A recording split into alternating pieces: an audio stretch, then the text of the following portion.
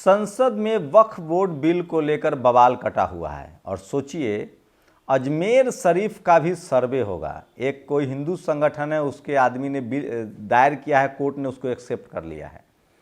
तो लगातार हिंदू मुस्लिम का नया पैटर्न आ रहा है। लेकिन मैं आपको बताऊंगा कि जो भी दल, बीजेपी के अलावा जो भी दल मुसलमानों के खिलाफ जा रहे हैं, उनकी स्थिति खराब हो रही है।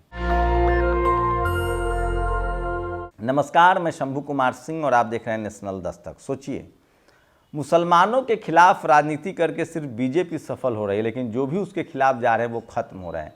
याद है, नवीन पटनायक 3 बार से लगातार मुख्यमंत्री थे, बीजेपी ने उनकी सत्ता छीन ली, क्योंकि वो लगातार बीजेपी के साथ गठबंधन दिखा रहे थे। याद है, जगन मोहन रेड्डी क्या तामझाम के साथ आंध्र प्रदेश के सत्ता में आए थे। बीजेपी के साथ लगातार गलबहिया ने उनकी भी सत्ता ले ली और चंद्रबाबू नायडू आ गए।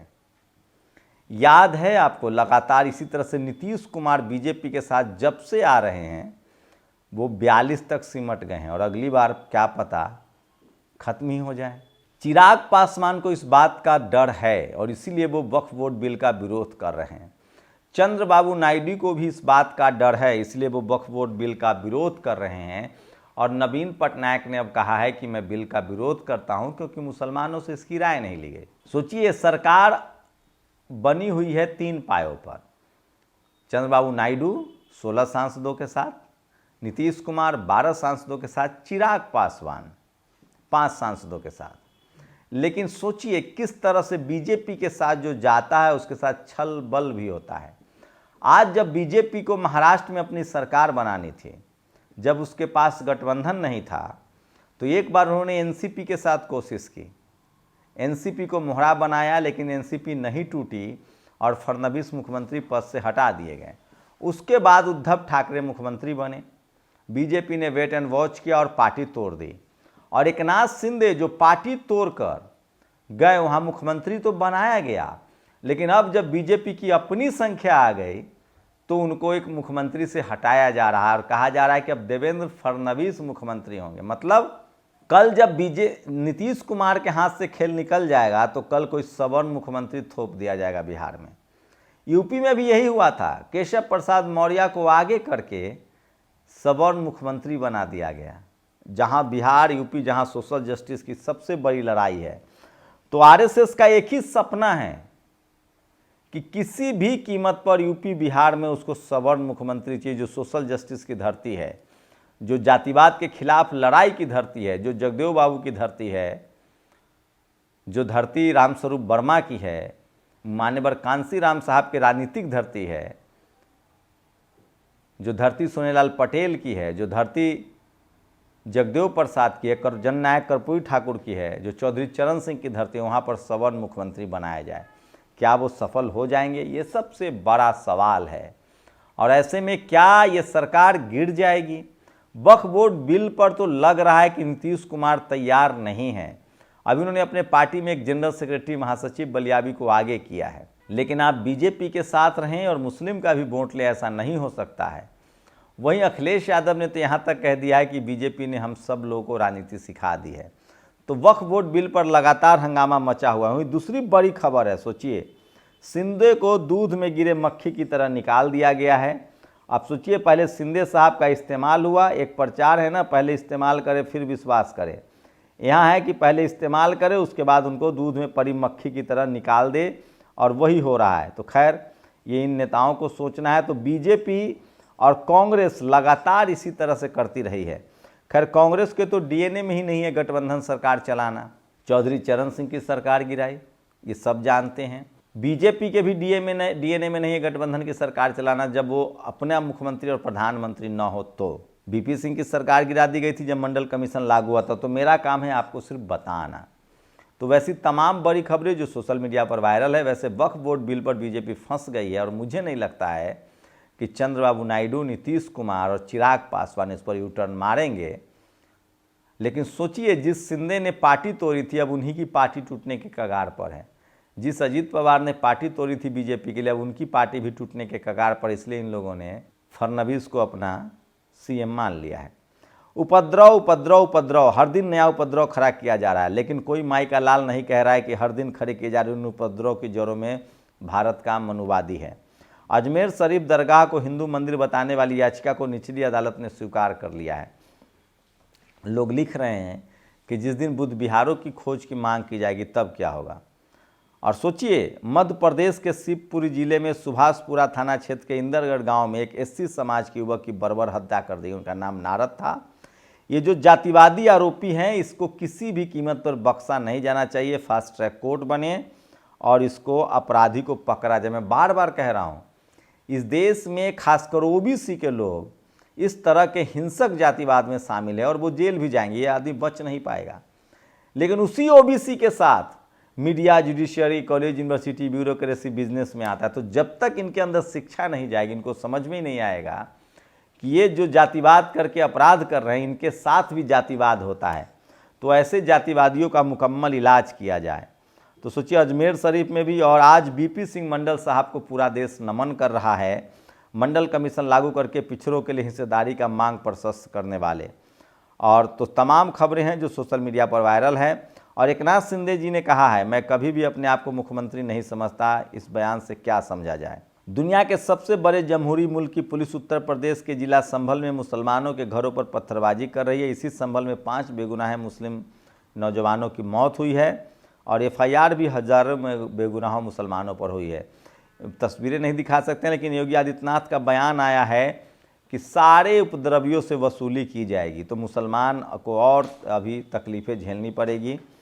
और नारद जाटव का अपराध सिर्फ इतना था कि वह अपने मामा के घर जाकर उनके खेतों में पानी दे रहे थे। ज्ञात हो कि कुछ महीने पहले उनके नाना एवं दोनों मामा का निधन हो गया था, अतः वह शिवपुरी में मामा के घर जाकर उनके घर में काम के सहयोग करते थे। लठैतों ने जो आज इस लड़के को पीट पीट कर मार डाला। इन जातिवादियों पर सीधा सीधा कार्रवाई हो और इनका इलाज हो, जो सोशल मीडिया पर वायरल है। और इसलिए मैं बार बार कह रहा हूँ कि सोशल मीडिया ही सच्चा मीडिया है, सोशल मीडिया ही बहुजन मीडिया है। और चंद्रशेखर आज़ाद ने कहा है कि संभल हिंसा मामले पर अगर संसद में उनकी बात नहीं सुनी गई तो वो सड़क पर भी जाएंगे। अखिलेश यादव ने कहा है कि बीजेपी ने हमें कोचिंग करा दिया है कि कैसे सिस्टम का इस्तेमाल करना है। और ये हैं श्री कुमारा चंद्रशेखरंता स्वामी जी। इन्होंने कहा था कि मुसलमानों को वोट का राइट छीन लेना चाहिए। अब ये माफ़ी मांग रहे हैं, स्क्रीनशॉट देख लीजिए। और ये मैडम है, ये भी मुसलमानों को देश से बाहर निकालने की बात कह रही थी। एक कश्मीरी मुसलमान को हिमाचल में जलील कर रही थी, अब ये खुद माफ़ी मांग रही हैं। तो अपने आप को सांप्रदायिक दंगा से बचाइए, रोकिए, नहीं तो देर सवेर आपके साथ भी यही होगा। और ईवीएम का मुद्दा लगातार अब गंभीर होता जा रहा है। सुप्रीम कोर्ट से अब न्याय की कोई उम्मीद नहीं है। सुप्रीम कोर्ट ने हाथ खड़े कर दिए हैं, लेकिन कांग्रेस के राष्ट्रीय अध्यक्ष खड़गे ने कहा, ये वीडियो सुन लीजिए। हमको ईवीएम पीवीएम कुछ नहीं, हमको होना बैलेट पेपर पे वोट बस। वो मशीन उनके घर में तो रख लेने दो, या मोदी साहब के घर में रहने दो, या शाह के घर में रहने दो। अगर किसी गोडाउन में, अहमदाबाद में बहुत से गोडाउन बने, वहां ले जाके रख लेने दो। हमको बस पेपर पे करो, और आपको मालूम होगा उस वक्त तुम्हारी हालत क्या है, कहां खड़े हो, उस वक्त आपको मालूम होगा कि हम अब ईवीएम के खिलाफ राष्ट्रव्यापी प्रदर्शन करेंगे। आपको बता दें, ईवीएम कांग्रेस ही लेकर आई थी। और सोचिए, केंद्र सरकार दिल्ली वालों के खिलाफ षड्यंत्र रच रही है। 28 अक्टूबर को 29 एसडीएम एडीएम का ट्रांसफर कर एरो बीएलओ आप समर्थकों को वोट काटने का आदेश दिया गया है। कहा गया है कि 20,000 वोट आम आदमी पार्टी समर्थकों को काटा जाए। मैं नहीं, दिल्ली के मुख्यमंत्री का बयान है, आप सुन लीजिए पूरा वीडियो। दिल्ली के सभी एसडीएम्स, एडीएम्स, एईआरओस, बूथ लेवल ऑफिसर से अपील करना चाहती हूँ। मुझे पता है आपके ऊपर बहुत दबाव है, मुझे पता है आपको डराया जा रहा है, आपको धमकाया जा रहा है, आपको बताया जा रहा है कि आपका करियर केंद्र सरकार के हाथ में है, तो अगर आप केंद्र सरकार की नहीं मानेंगे तो आपके करियर पर तलवार गिर जाएगी। लेकिन जो हजारों बूथ लेवल ऑफिसर्स दिल्ली में हैं, जो सैकड़ों एईआरओस हैं, मैं सबसे अपील करना चाहती हूं कि अगर कोई भी अफसर आपको गलत तरीके से वोट काटने को कहे, आपको नए वोट बनवाने से मना करे, तो आप उनकी रिकॉर्डिंग कर लेना, और वो रिकॉर्डिंग आप सीधा मुझे भेजना, उन अफसरों पे एक्शन हम लेंगे। देखिए, ये किसी पार्टी की बात नहीं है, ये बात नहीं है कि कुछ वोट आम आदमी पार्टी को पड़ रहा है, कुछ वोट भारतीय जनता पार्टी को पड़ रहा है, कुछ वोट कांग्रेस पार्टी को पड़ रहा है। अगर गलत तरीके से एक बड़े स्तर पर वोट काटे जाते हैं तो ये हमारे देश के लोकतंत्र का हनन है। इसलिए मेरी सभी बूथ लेवल ऑफिसर से अपील है, देश का लोकतंत्र, देश का संविधान किसी एक पार्टी से बड़ा है। तो अगर कोई भी आपको गलत काम करने को कहे, गलत तरीके से वोट काटने को कहे, तो आप अपने फोन पे, वहीं पर उस ऑफिस में जहां पर भी ऐसी मीटिंग चल रही हो, अगर फोन पर आपको आदेश दिए जाते हैं तो फोन पे रिकॉर्डिंग कर लीजिएगा, तो इस बहुत बड़े षड्यंत्र का पर्दाफाश होगा। और मैं भारतीय जनता पार्टी को भी ये कहना चाहती हूँ, मैं भारतीय जनता पार्टी को ये कहना चाहती हूँ कि इस देश का लोकतंत्र बहुत मजबूत है। इस देश के लोकतंत्र को बचाने वाले बहुत लोग हैं। आप इस देश के लोकतंत्र के साथ खिलवाड़ करने की कोशिश ना करें। इसलिए मैं कहता हूँ सोशल मीडिया ही सच्चा मीडिया है, सोशल मीडिया ही बहुजन मीडिया है। तो सोचिए, इस तरह से इस देश में राजनीति हो रही है, और मैं कह रहा हूँ चाह कर भी SC ST OBC के लोग बेईमानी नहीं कर सकते हैं। तो भारत के अमीर हिंदू और मुसलमान रुपया कमा रहे हैं, भारत के अमीर हिंदू और मुसलमान प्रॉपर्टी बढ़ा रहे हैं, आपस में शादी ब्याह भी कर रहे हैं। भारत के गरीब हिंदू और मुसलमान धर्म और मजहब बचा रहे हैं, अपने ऊपर मुकदमे लिखवा रहे हैं। इसलिए आप मुझे अमीर लोग बहुत अच्छे लगते हैं। सोचिए, तो ये तमाम बड़ी खबरें हैं जो सोशल मीडिया पर वायरल है। अपनी प्रतिक्रिया जरूर दीजिए। शुक्रिया।